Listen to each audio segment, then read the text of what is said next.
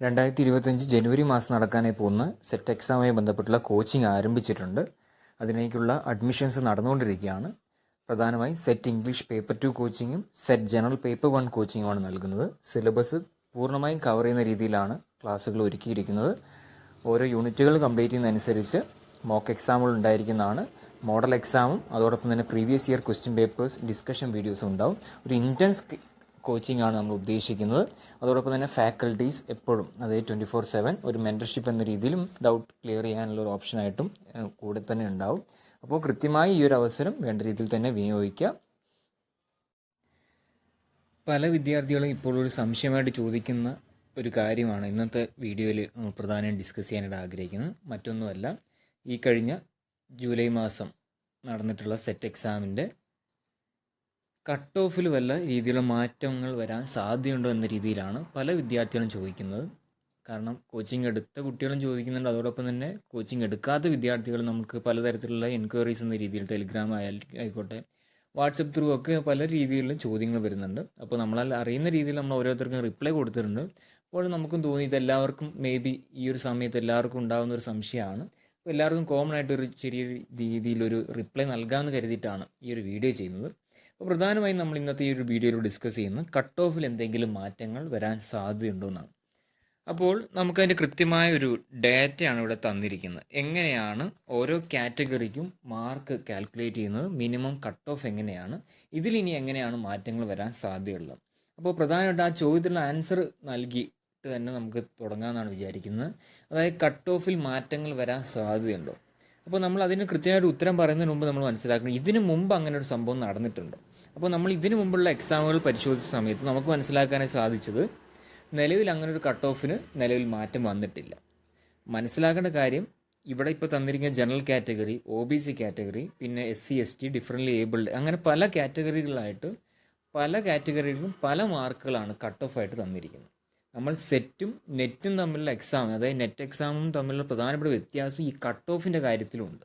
കാരണം നെറ്റ് എക്സാമിലൊക്കെ എങ്ങനെയാണ് ക്വസ്റ്റ്യൻസിൻ്റെ difficulty level നോക്കിയിട്ടാണ് കട്ട് ഓഫിൽ മാർക്ക് അല്ലെങ്കിൽ കട്ട് ഓഫ് മാർക്കിൽ മാറ്റങ്ങൾ വരുത്തുന്നത്. അതുകൊണ്ട് തന്നെ നെറ്റിൽ നമുക്ക് എപ്പോഴും ഒരു തരത്തിൽ ക്വസ്റ്റ്യൻ എങ്ങനെയാണ്, ഇല്ലെങ്കിൽ എത്രത്തോളം കുട്ടികൾക്ക് ബുദ്ധിമുട്ടായിട്ട് ഫീൽ ചെയ്തു, ഇല്ലെങ്കിൽ ക്വസ്റ്റ്യൻ വളരെ ഈസി ആണെങ്കിൽ കട്ട് ഓഫ് കൂടും, വളരെ ഡിഫിക്കൽട്ട് ആണെങ്കിൽ കട്ട് ഓഫ് കുറയും.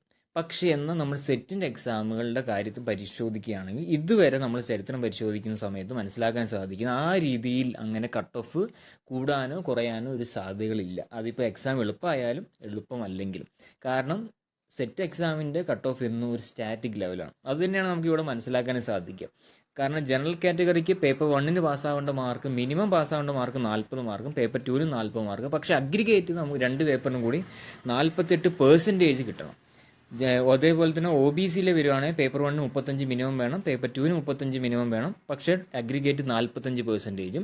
ഡിഫറൻ്റ്ലി ഏബിൾഡ് അല്ലെങ്കിൽ SC അല്ലെങ്കിൽ ST കാറ്റഗറിക്ക് പേപ്പർ 1 പാസ്സാവാൻ 35, പേപ്പർ 2 35 മാർക്കും, അഗ്രിഗേറ്റ് 40%. അപ്പം അഗ്രിഗേറ്റ് നോക്കുകയാണെങ്കിൽ ജനറൽ കാറ്റഗറി 48% നിർബന്ധമായിട്ടും വേണം, OBCക്ക് 45% നിർബന്ധമായിട്ട് വേണം, SC ST differently abled കാറ്റഗറീസിന് 40% mark വേണം.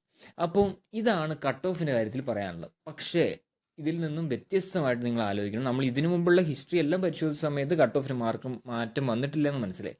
പക്ഷേ കഴിഞ്ഞ പ്രാവശ്യത്തെ എക്സാമുകളൊക്കെ വെച്ച് നോക്കുകയാണെങ്കിൽ ജനറൽ പേപ്പർ എക്സാം സാധാരണ രീതിയിൽ ഒരു ഈസി മോഡലുള്ള ഒരു എക്സാമാണ് ഇതുവരെ നമ്മൾ നടന്നത്.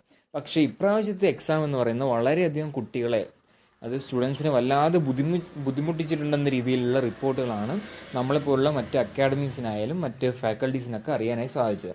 അതുകൊണ്ട് കൂടി തന്നെ സാധാരണ രീതിയിൽ ഏത് വിദ്യാർത്ഥികൾക്കും അത്യാവശ്യം പേപ്പർ 2 മെയിനിന് കുറച്ച് മാർക്ക് കുറവാണെങ്കിൽ പോലും അതായത് മിനിമം പാസ് ഉണ്ട് ആണെങ്കിൽ പോലും അത്യാവശ്യം നല്ല രീതിയിൽ അഗ്രിഗേറ്റിലേക്ക് എത്തിക്കുക എന്ന് പറയുന്നത് പേപ്പർ 1 മാർക്കിനനുസരിച്ചാണ്. അപ്പോൾ പേപ്പർ 1 മാർക്ക് നല്ല രീതിയിൽ ടഫ് ആവുകയാണെങ്കിൽ സ്വാഭാവികമായിട്ടും പല വിദ്യാർത്ഥികൾക്കും ഈ ഒരു മിനിമം അഗ്രിഗേറ്റ് അറ്റൈൻ ചെയ്യാൻ പറ്റാത്തൊരവസ്ഥ വരും.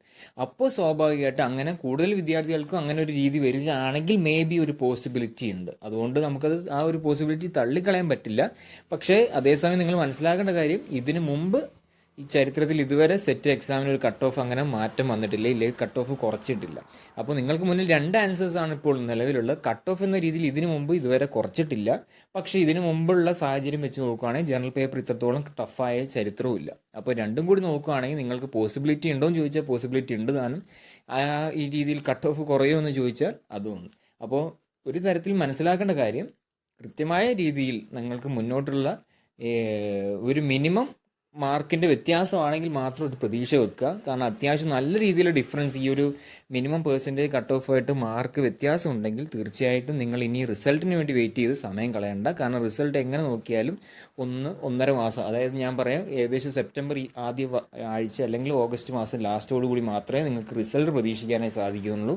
അപ്പോൾ നിങ്ങൾക്ക് മുന്നിലുള്ള ഇനി അടുത്ത എക്സാമെങ്കിൽ നല്ല മാർക്ക് പാസ്സാവണമെങ്കിൽ ഈ ഒരു മാസം വെറുതെ കളയണ്ട. നല്ല രീതിയിൽ ഡിഫറൻസ് ഇപ്പോൾ തന്നെ നിങ്ങൾക്ക് ഉണ്ടെന്ന് ഉറപ്പാണെങ്കിൽ തീർച്ചയായും നിങ്ങളൊരു അടുത്ത എക്സാമിന് വേണ്ടി പ്രിപ്പറേഷനായിട്ട് മുന്നോട്ട് പോവുക. മേ ബി നിങ്ങൾക്കൊരു അക്കാഡമിയുടെ സഹായമാണെങ്കിൽ ആവശ്യമെങ്കിൽ തീർച്ചയായും അങ്ങനെ നോക്കാവുന്നതാണ്. ലിറ്റ്ഷോറിലൂടെ സെറ്റ് ഇംഗ്ലീഷും സെറ്റ് ജനറൽ പേപ്പറിൻ്റെ കോച്ചിങ്ങും നൽകുന്നുണ്ട്. സോ ഇന്നത്തെ ഒരു വീഡിയോ ഇതാണ്. പ്രധാനമായും കട്ട് ഓഫിൽ മാർക്കിൽ മാറ്റം വരുമോ എന്നുള്ളതാണ് നമ്മൾ ഈ ഒരു വീഡിയോയിൽ ഡിസ്കസ് ചെയ്തത്. So it's bye from ലിറ്റ്ഷോർ academy. Thank you.